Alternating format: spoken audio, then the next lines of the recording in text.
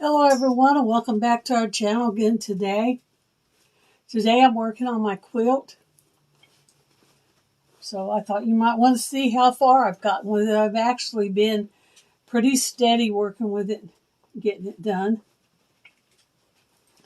Now these pieces right here are what I picked out for the binders. So I'm just going to be attaching them to sew together. And it doesn't matter which direction I stitch them in because this is going to be a wonky quilt for sure.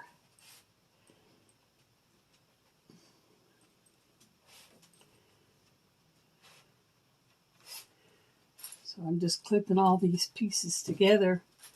So when I get to the sewing machine, I'll remember what I had. And I want to use different ones on each segment because I want it to be wonky all over the place.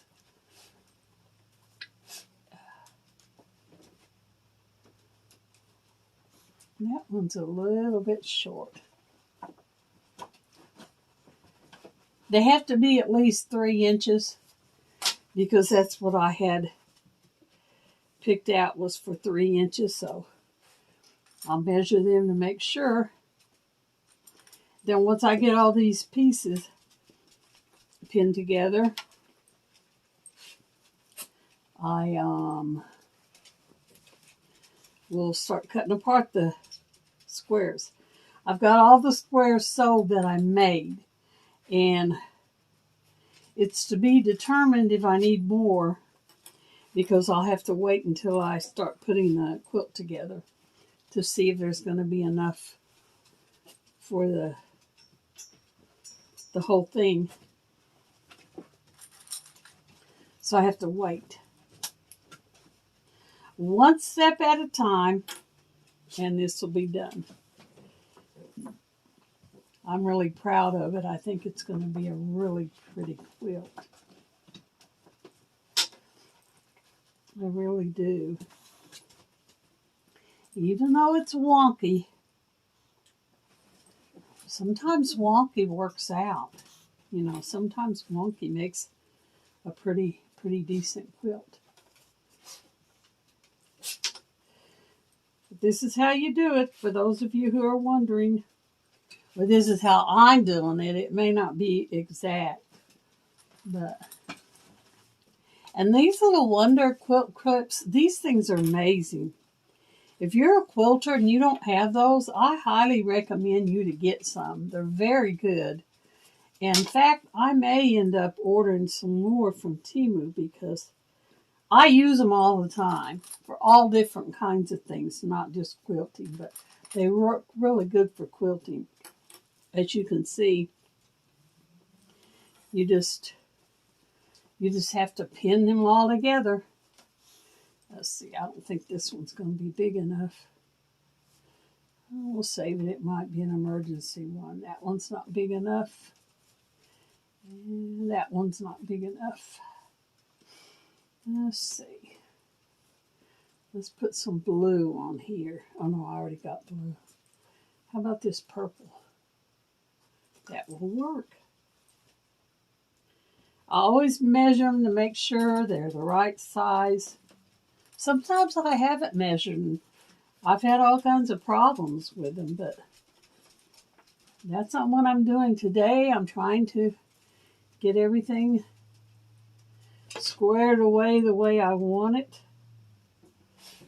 And once I get all this stuff pinned up, I just sit at my machine and sew and sew and sew and sew and just sit there and just sew and just continue having a good time sewing.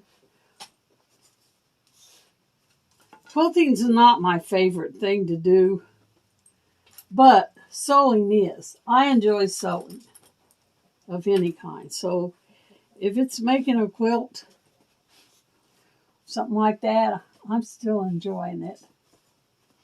I'm about to the end. I want to put some of this yellow in there, but I hate taking this whole big old square and pinning it on there.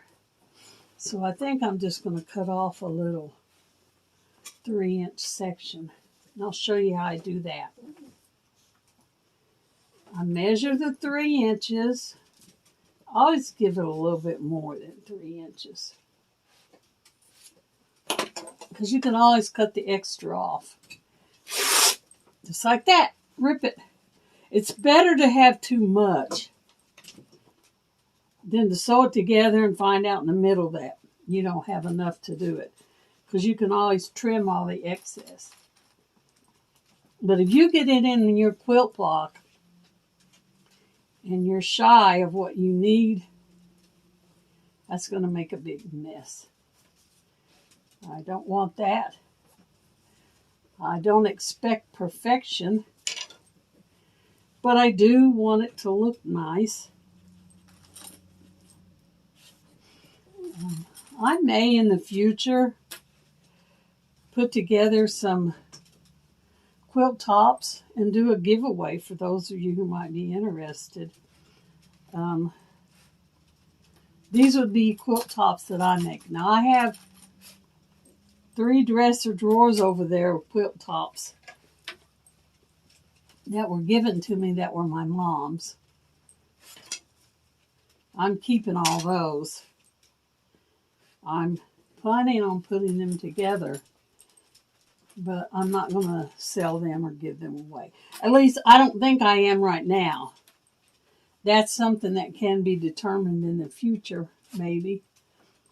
But as it stands right now, they're mine to keep. And that's going to be a lot of quilts. I'm going to have a lot of quilts done when I get that finished.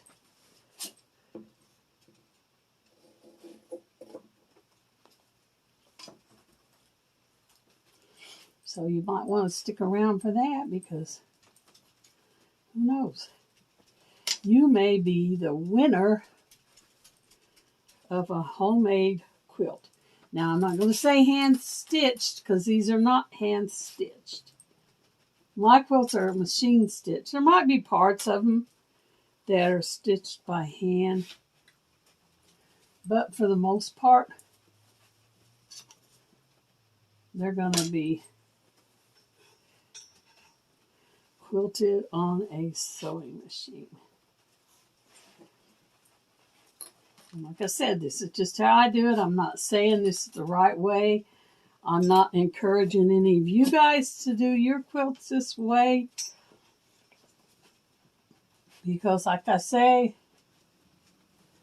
this may not be the best way. I've got 2 more pieces. I'm going to cut another square off of here. I'm running out. Once I get to the end of this, then I'm going to start cutting apart these are my squares that I've got sewed together. I'm going to start cutting them apart, trimming them up, getting them ready to go. All I've done to them was sew the middle section on one side. They have to have a strip on both sides. I haven't done that yet. So I'm just working on getting this all done. And then once I determine the length of the quilt, and I'm going to do that by actually laying it out on my bed and seeing how far. I think I measured it once before, and I estimated that it's going to take about 5 or 6 squares to make the size quilt that I want. The reason I'm doing this, I know this is short on one side, and I want to cut that short piece off.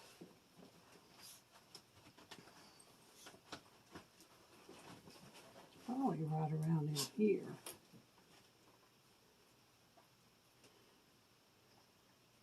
That looks good. Make a mark and cut it.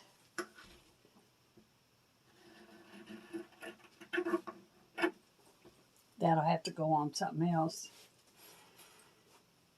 We'll put this on there, and I think that's it for this part of the quilt. Okay, now I'm going to lay this up here and start on this. First, I'm going to fold up my piece of material that I got. That way I'll have it to use on something else in this quilt. I'll probably end up making some more seam binding, and I'll definitely be using this in it when I do. But for now, that's going to be it. Okay, let me show you what these are. All stitched together because they're all on different colors of fabric. So I'm just going to pick up one part, cut it loose, and just start trimming. Now some of them go on for a little ways. Others will end right up at the top. All right, there's one.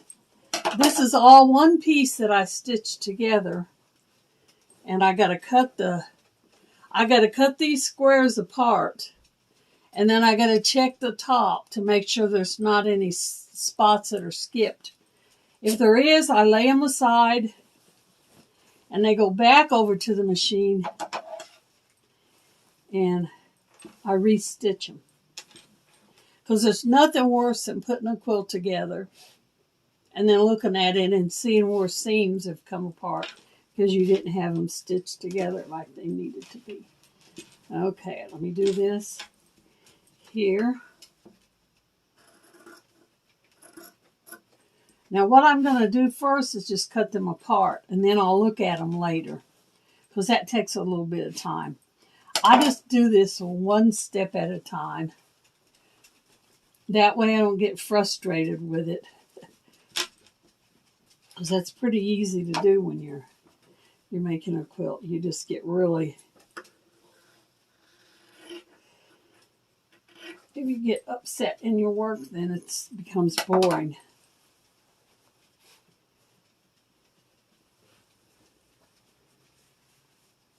Just laying this out. This fabric right here in the middle, I actually had this because my niece had a massage studio, and she wanted me to make rice bags to use for their customers to put on their shoulders. You heat them up in the microwave. And I bought that because I found that butterfly print. I'll show you here in a minute. It's very tranquil. See here? I found that to be very calm and soothing, and I thought that would be perfect for her. Okay, so that's just a little bit of what I'm doing now, and that's going to be the end of this video. I'll check back in with you again when I'm doing another one. Thanks for coming to watch me do this part of it. Remember that your life is very short, so make it the absolutely best that you can. And y'all come back and see us at any old time. Bye for this one.